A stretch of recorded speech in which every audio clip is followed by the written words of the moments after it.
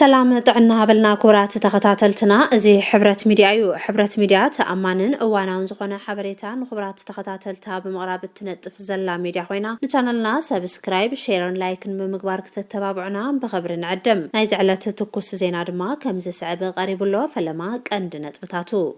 ناي موداتا وسانه نجنرال ود ورده سراويت التግራይ وسانهم افلطنا كبل محتاتو حواحت هصص تئزاز مهابان اوبريشن قافتا حمورا بعاوت تديفن كبرات تختاتلتنا نايزيومن ناي قالوتن زرزرينا كنسمعكم منا نمكتسالكم دقمنا بخبرين عدم نشانلنا سبسكرايب شير لايكن ايترسعو حزين ابزرزرام لعلوت قلفي امراراحا سراويتن حواحتن اب اواناو غداين شمت جنرال ود وردن املكيتوم اخيبا تقميطوم لو اب زتطايشه مخته كوميتي قلفي امراراحا زغونو حيلتات مخته اب اواناو كنتاتن اب زتناو حشمت جنرال ود وردن املكيتوم يزتيو كم زلو زترخبه حبريتا يرد بابي احمد زتوهابه شمتن اب تدبدابي شمت زتطقسن كابو عل بريتوريا وصاي كم زغونن نخالوت ادمتاو بزبل اب اوان جونوسايد تግራይ زصدقن اواج كم زخونن تفليطو ازي اواج قطري بزخونه ملكعو مس وعل بريتوريا زي طعام مخانو قبول كم زيخونه ات كونسل مخته اسميرولو جنرال تادس ورده كاب اديس ابا تمليسو مس اماخرتون ابالات دحننتن كم استراخبه دما تفليطلو ازي كم زنهالو جنرال ود ورده اب سلطانو كم زي يقصلن زتوده ነገር كم زخونن زترخبه حبريتا يرد ابز غداي حسابهم زهابو مهراتن امرار حسراويت تግራይን كم زغلصو ابز حزوان حوحت زتسحاته وسانن سينان جنرال ود ورده نخقصلن تفقيدان اتحز زلو سراويت تግራይ ድጋፍ ህዝብን ስለተስእኖ ንባዕላን ህዝብ ትግራይን ናብ ሓደጋ ከም ተእትዎ ገሊጾም ስለዚ ድማ ሕዋሕት በብልጽግና ዝተዳለወላ መጻወድያን ተተቀቢላን ህዝብ ትግራይ ሒዛቶ ክጠፍ ትخلሉ መንገዲ ባዕላ መምዕራይ ከም ዝኾነ እቶም ምሁራት ይገልጹ ይኹን እምበር ናይ ብዙሓት ዓመት ልምዲ ዘለዋ ሕዋሕት እቲ ኩነታት ኣንቢባን ህዝብ ትግራይ ዝጠቅም ውሳነ ከም ትውስን እናተገለጸ ይርከብ እዚ ከም ዝናሃለወ ኣብ ሙሉእ ትግራይ ዝፈረሳ አብያተ ምኽሪን ኣብ ስራሕን በመምላስ ቅድም ኮይናት ዝነበረ መንግስት በመምላስ ናብ ማኸተን ምእታው ወፍሪከም ዝተጀመረን እተን ዝቀረያ ወረዳታት አብያተ ምኽሪውን ማእኸላይ ዞባ ዝወሰደቶ ስጉምቲ ከም ዝወስዳን ካብ እሙናት ፍልፍላት ዝተረኸበ ሓበሬታ ይረድ ጀነራል ወድ ወረደ ንወረዳታት ብዝሃቦ መጠንቀቕታ ከይዲ ምምላስ አብያተ ምኽሪ ወረዳታት ጠጠው ክብል እዩ ተባሂሉን ተነበረኳ እዚ ካብ ሓቂ ዝረሓቐ ከም ዝኾነን እተን ወረዳታት ኣኼባ ብምክያድ ቅድም ኮይናት ዝነበረ ቁሞና መንግስት ንምምላስ ይሰርሓ ከም ዘለዋን ተፈሊጡ እዚ ከም ዝናሃለወ ካውንስል መኸተ ትግራይ ኣብ መምላስ ዝተወረረ ግዝኣት ትግራይ ውሳነ ከም ዘመሓላለፈ ተሓቢሩ ካብ ወታደራዊ ፍልፍላትና ዝተረኸበ ሓበሬታ ከም ዝሕብሮ ኣብ ትሕቲ ወረርቲ ዝርከብ ግዝኣት ትግራይ ዝምለሰሉ ግዜ ሕዚ ምዃኑ ከም ዝተሰመረሉ ተፈሊጡ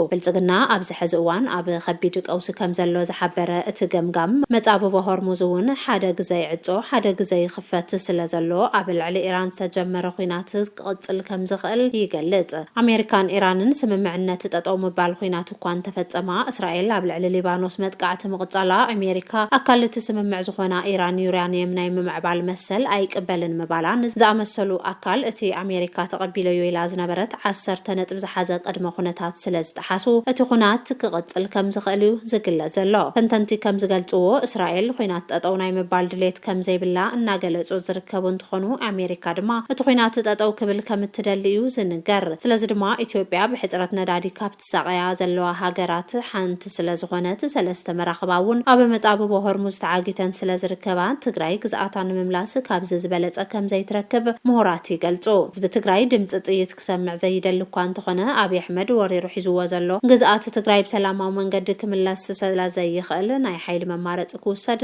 ኮሚቴ መኸተ ትግራይ ከም ዝወሰነ እዩ ዝግለጽ ዘሎ እዚ ከም ዝናሃለወ ሕዚ ዝተረኸበ ሓበሬታ ከም ዝሕብሮ ኣብ ምዕራብ ትግራይ ሓድሽ ታሪኽ ይጽሓፍ ከም ዘሎ ተሓቢሩ ኣብ ምዕራብ ትግራይ ብፍላይ ኣርሚ ሰብዓት ፍጽሞ ዘላ ስርሒት ንወረርቲ ዘደንገጸ ከም ዝኾነ ተሓቢሩ ካብ ፍልፍላት ዝተረኸበ ሓበሬታ ከም ዝሕብሮ ሰራዊት ትግራይ ክልተ ዓይነት ድሮናት ማለት እውን ናይ ስለላን መጥቃዕቲ ዝፍጽማን ድሮናት ስለዝወ ዝወነነ ወረርቲ ሓይልታት ኣብ ኣኼባ ኣብ ድፋዕ ተኣኪቦም ኣብ ዘለውሉ ግዜ ብዝረኸቦ ቅልጡፍ ናይ ሳተላይት ሓበሬታ ተጠቒሙ መጥቃዕቲ ይፍጽም ከም ዘሎ ዝተረኸበ ሓበሬታ ይረድእ። ኣብ ምዕራብ ትግራይ ወልቃይት ብኣርሚ 31 33 35 ዝተዋደደ ኦፕሬሽን ስዒቡ ሰራዊት ትግራይ መኻዝን ኣጽዋር ከም ዝተቆጻጸረን ኣብ ልዕሊ ወራሪ ሓይሊ እውን ከቢድ ጉድኣት ከም ዘብጽሕን ተገሊጹ። ኣርሚ 70 ወገና ኣብ ቃፍታ ብዘካየደቶ ሓድሽ ኦፕሬሽን ዛጊድ 4 ወሰንቲ ድፋዓት ብምቁጽጻር ግዝኣቱ እናስፋሕፈሐ ከም ዝርከብ ካብ ምሽጥራዊ ፍልፍላትና ዝተረኸበ ሓበሬታ ይረድእ።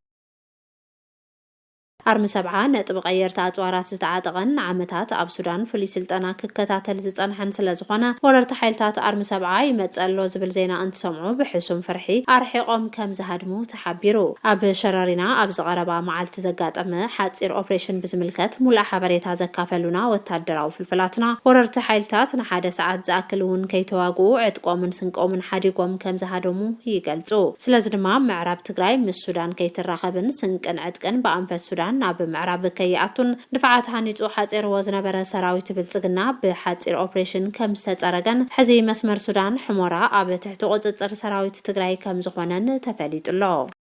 ኢራን ንወሽመጥ ባሕሪ ሆርሙዝ ዳግማይ ከም ዝዓጽወቶ ተሓቢሩ። ኢራን ኣብ ወሽመጥ ባሕሪ ሆርሙዝ ዝርከባ መራኽብ ነዳዲ ዳግማይ ከም ዝዓጽወት ማዕኸናት ዜና ኢራን ሓቢረን። እስራኤል ሎሚ ኣብ ልዕሊ ሊባኖስ ብዝፈጸመቶ መጥቃዕቲ ጥራሕ 254 ሰባት ከም ዝሞቱ ተሓቢሩ። ነስዒቡ ድማ እዚ ዝተኣወጀ ናይ ክልተ ሰሙን ስምምዕነት ተኽሲ ደው ምባል ዳግማይ ናብ ውጥረት ኣእትይዎ ይርከብ። ብመሰረት ሓበሬታ ኣገልግሎት ዜና ፋርስ እስራኤል ድሕሪ ምጅማር ኩናት ኣብ ልዕሊ ሊባኖስ እቲ ዝዓበየ መጥቃዕቲ ድሕሪ ምፍጻማ ቴህራን ነቲ ስትራቴጂካዊ መስመር መመሓላለፊ ነዳዲ ዓጽያቶላ። ሚኒስተር ጉዳያት ወጻኢ ኢራን ቅድም ክብል ንዝቐጽሉ ክልተ ሰሙናት ምስ ዕጡቓት ሓይልታት ኢራን ብምውሃድ ብወሽመጥ ባሕሪ ሆርሙዝ ውሕስ ዝኾነ ምምሕላፍ ነዳዲ ክህሉ ኢሉ ምንባሩ ይዝከር። ይኹን እምበር ኣብ ትሕዝቶት ተኽሲ ደው ምባል ቅጽበታዊ ፍልልያት ተፈጢሩሎ። ነቲ ስምዕ ዘሸማገሉ ቀዳማይ ሚኒስተር ፓኪስታን ሸህባህ ሸሪፍ ነቲ ተኽሲ ደው ምባል ሊባኖስን ካልኦት ከባቢታትን ዝሽፍን ምዃኑ ገሊጾም ነይሮም። ተበስልጣን እስራኤል ግና ኣብ ሊባኖስ አንጻር ሂዝቦላህ ዝካየድ ዘሎ ስርሒት ዝተፈለየ ምዃኑን ተጠናኺሩ ከም ዝቐጽልን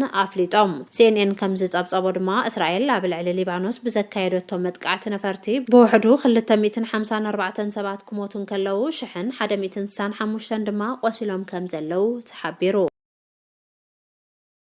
بمسرت سممع بريتوريا جزاو ممحدار تجراي بخلتي بوليتيكاو زررب تسمعت أكلات مالتون هزبا وحرنة تجراين منجس إثيوبيان كتايش جبا أكبل كاب هزبا ويان حرنة تجراي مجلت وتيو بمسرت زون ولا قاب بزح عنك أف زنبرون بزحك على تستخايدلون تنبرة نزحلفو سلست عمتات تسأنها جزاو ممحدار بمسرت تسممع زغمت بزررب حوحة منجس إثيوبيان زتتايش ينيرو انتقنا جنام منجس إثيوبيان مغتسلتات نسممع بريتوريا بمتحاس كفتسمو زصنحه تغبارات غزياو ممحدار تግራይ ቅድሚ ስምምዕ ፕሪቶሪያ ብዝወፀ ሕግን ነቲ ስምምዕ ሙሉእ ብሙሉእ ብምጥሓስን ሓደ ዓመት ክናሕ ከም ዝወሰነ ትማሊ 30 መጋቢት 2018 ዓመተ ምህረት ካብ ማዕኸናት ዜና መንግስቲ ኢትዮጵያ ክንርዳእ ኽእልና ኣለና። እዚ ውሳነ ክልቲኣዊ ፖለቲካዊ ዝርርብ ተሰማዕቲ ኣካላት ዘይተገበረሉን ካብ ኣፍልጦን ተሳትፎም ህዝባዊ ወያነ ሓርነት ትግራይ ወጻኢ ዝተመሓላለፈን በይናዊ ውሳነ መንግስቲ ኢትዮጵያ ምዃኑን መላእ ህዝብና ኣደራደርቲ ስምምዕ ፕሪቶሪያን ማሕበረሰብ ዓለም